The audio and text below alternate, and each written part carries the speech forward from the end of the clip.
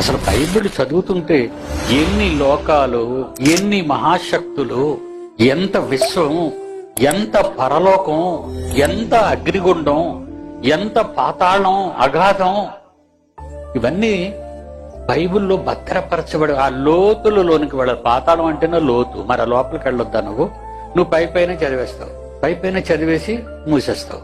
ఇక నువ్వు ఇక్కడ నేను తీసుకెళ్దాం అంటే నువ్వు దూకడానికి ఇష్టపడటం లేదు. రానాయనా, నేను చూపిస్తాను రా.